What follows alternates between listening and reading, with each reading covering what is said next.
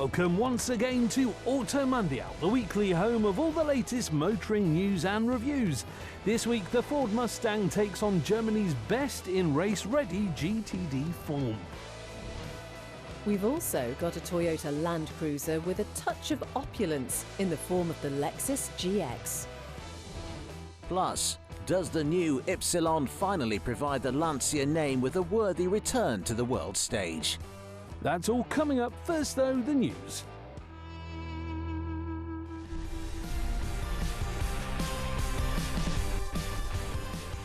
The Society of Motor Manufacturers and Traders has released new vehicle sales and registration figures for the first month of the year, and overall it was yet again another disappointing month. January marked the fourth month of decline in a row, with sales falling by 2.5% versus the same time last year.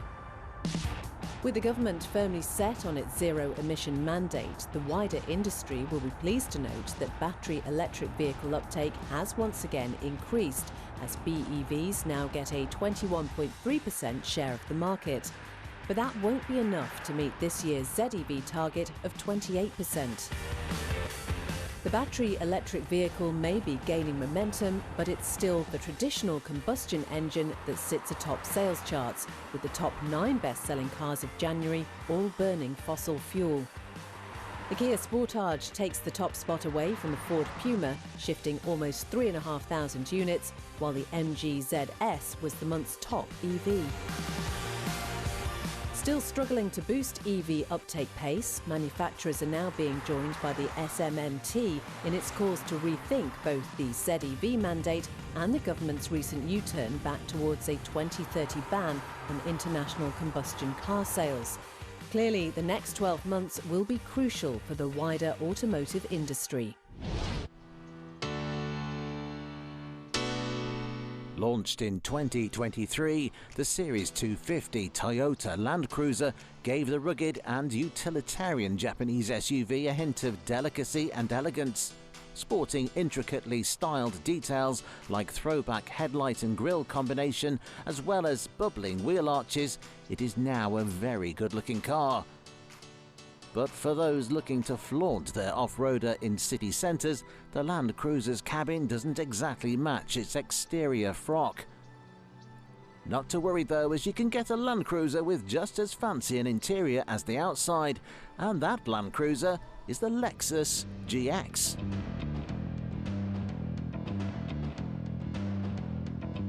No, it doesn't get the same passively charming design, instead going for the muscular force of a nightclub bouncer and boxier dimensions, apt for the American market.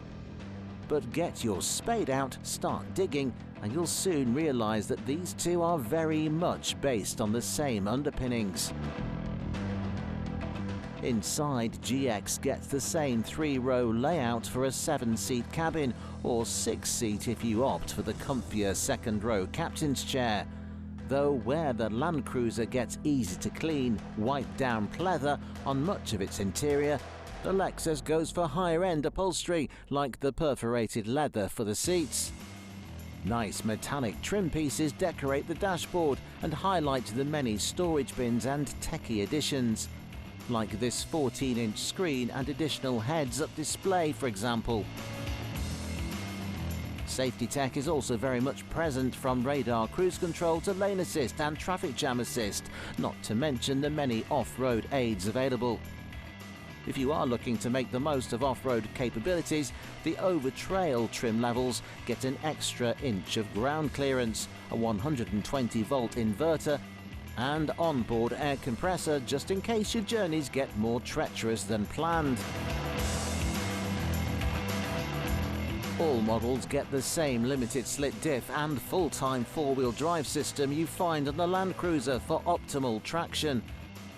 But unlike the Toyota, Lexus's GX gets a hint of modernity in its engine, dropping the 2.8-litre turbo diesel for a petrol-chugging 3.4-litre twin-turbo V6, hooked to a 10-speed auto that is good for 349 brake horsepower and enough torque for most situations.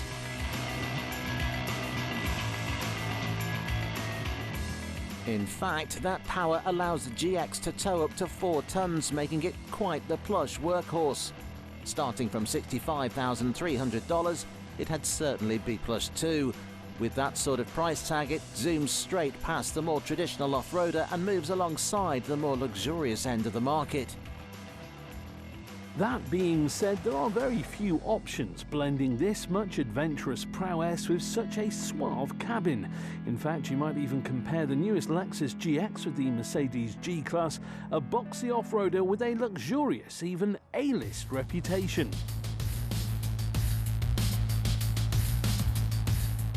Just like its Americano-Japanese rival, the G-Wagon is a boxy, almost ungainly-looking creation, pairing a tall ride height with fancy chrome accessories.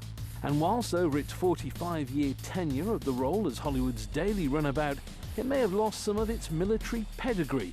Under all the glamour lies a dune-bashing, rock-crawling, mud-churning off-roader. Indeed, sitting 24 centimetres off the ground, it rides slightly higher than the Lexus, meaning it will wade deeper water and approach steeper inclines. Moreover, offering just 5 seats and a modest boot at best, the Mercedes does not get the longer wheelbase, making it far more manoeuvrable in tight situations. Jump aboard and only the top materials feature inside the new bejeweled Geländewagen, from quilted leather seats to blindingly chrome air vents and chunky buttons throughout the centre console. The G has not forgotten its roots, however, as your passenger still gets a sturdy grab handle for when the going gets a little bit too rough. Keeping you on track is the large dual screen connected to cameras around the car, showing you which rock will damage your overpriced wheels. Omitting the bonkers AMG G63 and all-electric G550, 2 engines are available, a diesel G450 and a petrol G500.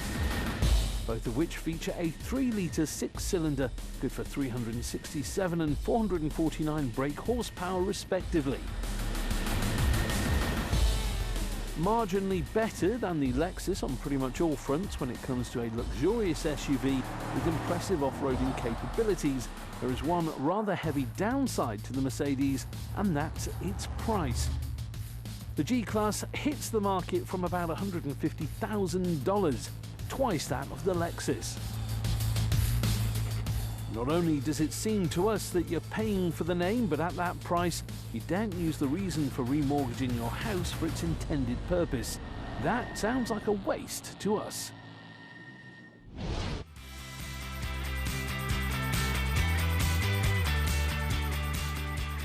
Cutesy styling, compact dimensions, go-kart-esque handling, and now in all-electric form, an absolute breeze around town. Despite the name's long history, the Mini, on paper at least, still adheres to the same recipe as its original serving. Though, to ensure it retains old-time charm, you could well point out a few quirky gimmicks that we feel are slightly unnecessary. Inside, the city car gets a rounded central screen floating on the dashboard as a hint at the original Coupe's dials, while a minimalistic layout and spaced-out seating arrangement make the car feel larger than it is on the inside, even to the point of squashing the boot to a meagre 210 litres. Worse still, the new shape Mini retains the outgoing car's Union Jack taillights. Does it really need such gimmicks? While fossil-burning models are available, for those pootling about town in 2025, we'd recommend looking at the electric side of things for a model that will always break through the ULEZ restrictions and incur lower tax and maintenance costs. 2 EV Coupers are available, starting out with the standard Cooper E. Under the floor, it gets a 40 kilowatt-hour battery connected to a 180 brake horsepower motor on the front axle. If that sounds a bit dull to you, Mini will offer you the sportier Cooper SE, pushing that figure to 215 brake horsepower for a 0 to 60 dash in 6.7 seconds. Definitely a better tribute to Mini's rally racing heritage. And even more so, thanks to a larger 54 kilowatt-hour battery for 250 miles of range, 60 more than the smaller model. But the Mini is not the only ex-rally racer taking on the giants of the city car world, and this one is actually still competing.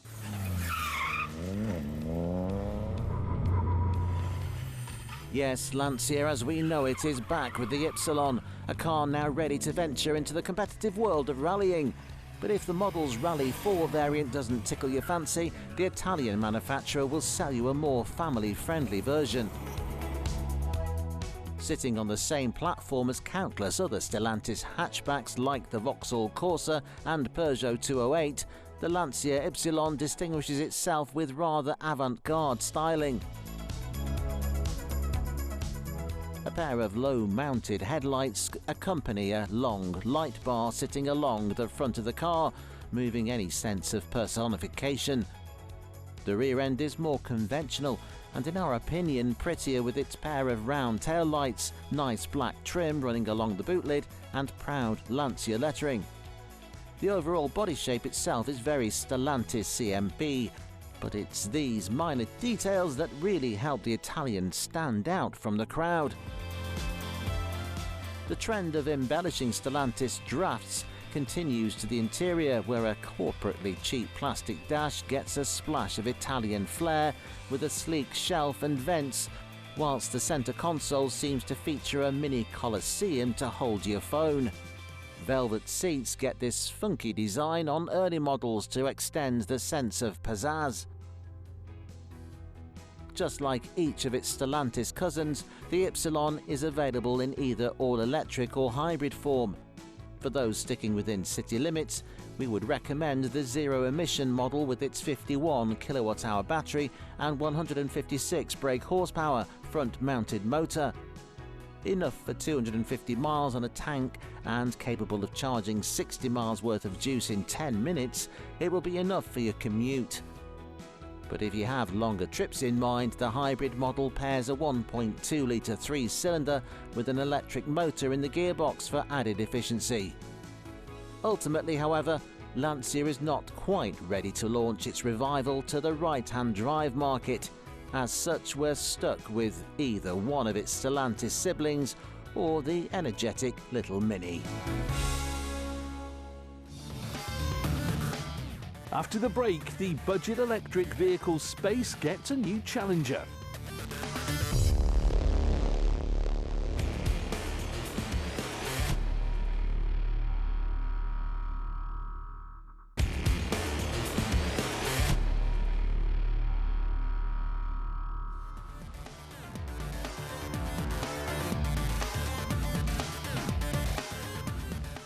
Welcome back. Coming up, can European engineering hold off Americana in its ultimate form?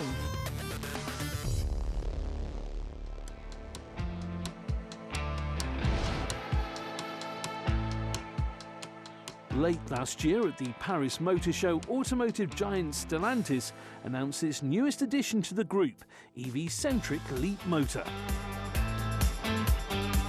Mixing the Chinese manufacturer's low cost with the transatlantic corporation's vast network of dealers, the venture sounded like a fantastic route towards greater EV take-up. Of the new manufacturer's two-pronged assault on the Western market, it was the cute and attainable 203 city car that we spent the most time with. But the model that will no doubt account for most of the company's sales is this, the LEAPMOTOR C10. A mid-size all-electric SUV with charming looks, if somewhat devoid of personality, it may sound like this latest LEAPMOTOR is just another option on an ever-saturated market. But hitting the market from £36,500, it does at least distinguish itself from its rivals with a lower price tag. In fact, the C10 firmly undercuts what was the previous budget option in class by over £1,000, but we struggle to see how.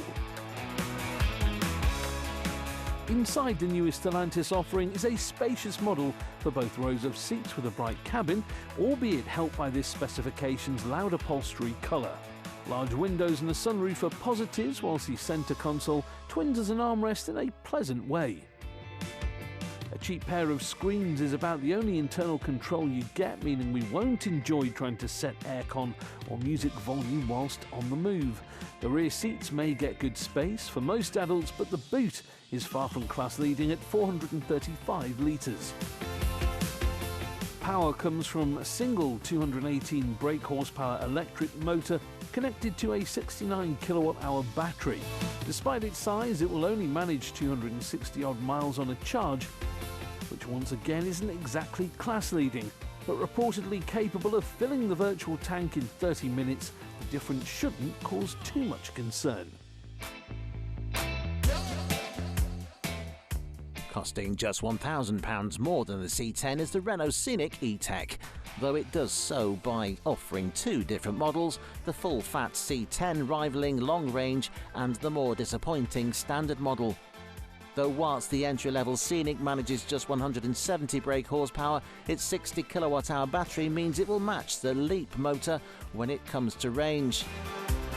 Go for the more desirable edition, however, which does command £41,000, and you get almost 400 miles on a charge and 220 brake horsepower from its 87 kilowatt-hour battery pack. In its long-range specification, the Scenic would also charge at a faster rate on fast chargers, making pit stops that little bit shorter. Where the C10 gets a very bulbous, sleek body, the Scenic is all about angles, slits and sharp edges akin to a knife cutting through the air. The front and rear ends are both far more aggressive than its newfound rival, and that acute styling continues to the cabin. Surrounding the driver is a more stylised set of infotainment screens running on Google Auto software, our favourite on the market today.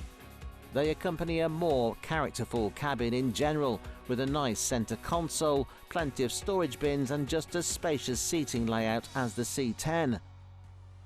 Nice materials like this are only available on the range-topping Esprit Alpine trim level, but even in bog-standard techno guise, we prefer the Scenic's cabin over the LEAPMOTOR. That is how we approach much of the battle between these two relatively affordable mid-size EVs. Sure, the Renault will set you back a little more from the get-go, but presenting as the better overall package, we would suggest it is money well spent.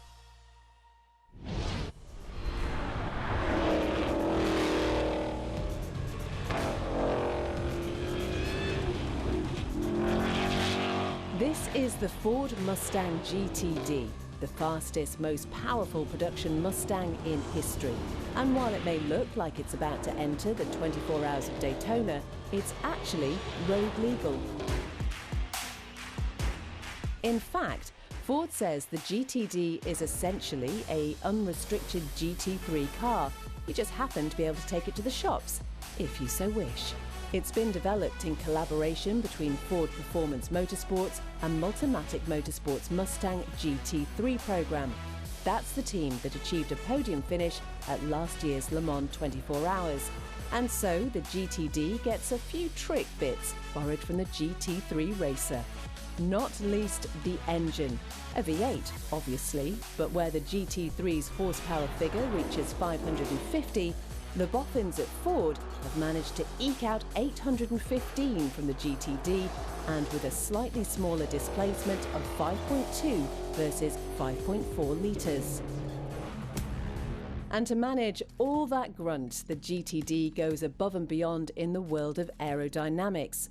Dive planes, a front splitter, underbody flaps and an unmistakable rear wing all make you question the car's roadworthiness. And to maximise straight-line speed, the GTD even features DRS like a Formula One car. Add in a carbon fibre body, magnesium alloy wheels and a rear transaxle, and the Mustang GTD is seemingly just a roll cage and safety harness away from being entered at Daytona. Inboard rear suspension and adaptive dampers all add to that race-ready feel. But inside, the GTD has all the creature comforts of any other road-legal Mustang.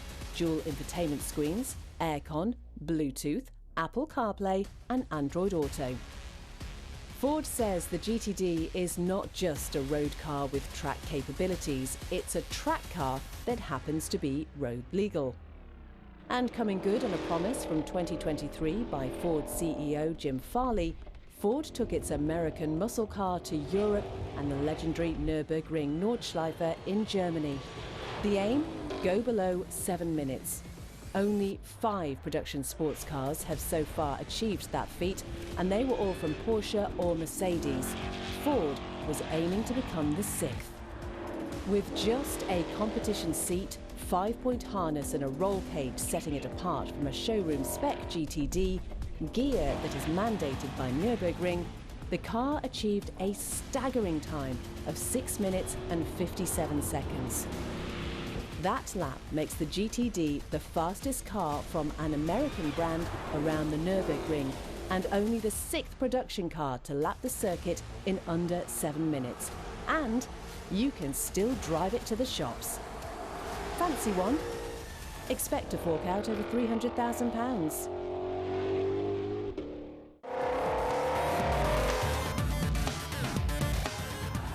Next time on Auto Mundial, Volkswagen hits all the headlines of a super estate in EV form.